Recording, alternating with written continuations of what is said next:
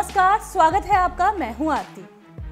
2019 के आम चुनाव का शंखनाद हो चुका है। देश के सबसे बड़े सियासी समर में सभी राजनीतिक दल अपनी अपनी जीत का दम भर रहे हैं। एक तरफ जहां एनडीए पीएम मोदी के चेहरे पर चुनाव लड़ रही है, तो वहीं दूसरी तरफ विपक्ष के पास कहने के लिए तो कई चेहरे हैं, लेकिन दिखाने के लिए एक भी नहीं। जब उनसे सवाल किया जाता है कि मोदी का विकल्प आपके पास कौन है, तो वो बगले झांकने लगते हैं। तमाम सर्वे बताते हैं कि प्रधानमंत्री नरेंद्र मोदी देश के सबसे लोकप्रिय नेता हैं, लेकिन शिवसेना ने केंद्रीय मंत्री नितिन गडकरी को पीएम पद के योग्य बताकर देश में एक नई बहस को जन्म दे दिया। तो क्या मोदी की टक्कर का उम्मीदवार बीजेपी के भीतर ही है?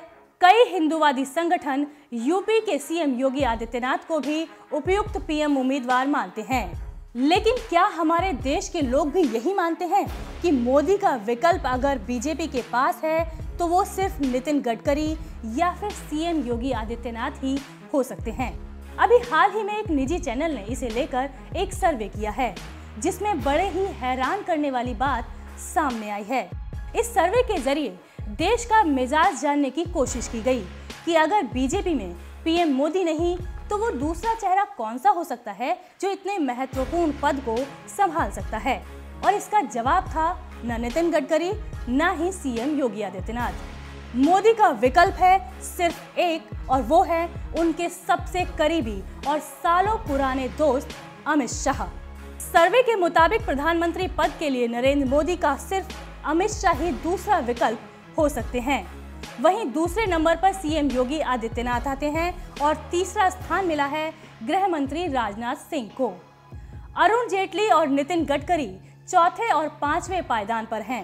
बीजेपी के चाणक्य कहे जाने वाले अमित शाह ने पार्टी अध्यक्ष रहते हुए वो कर दिखाया जो इससे पहले कोई भी पार्टी का अध्यक्ष नहीं कर पाया।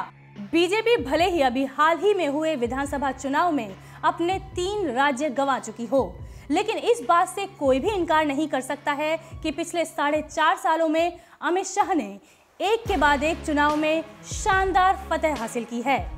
कई राज्य तो ऐसे थे जहां कोई कल्पना भी नहीं कर सकता था कि बीजेपी वहां की सत्ता में भी आ सकती है, लेकिन अमित शाह की शानदार रणनीति ने तमाम गणितों को धराशायी कर दिया।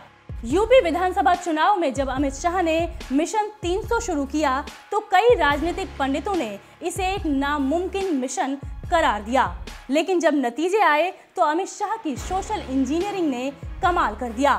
बीजेपी की झोली में 312 सीटें आईं। आज की तारीख में बीजेपी के 12 राज्यों में मुख्यमंत्री हैं और 4 राज्यों में सहयोगी के तौर पर बीजेपी शासन में है।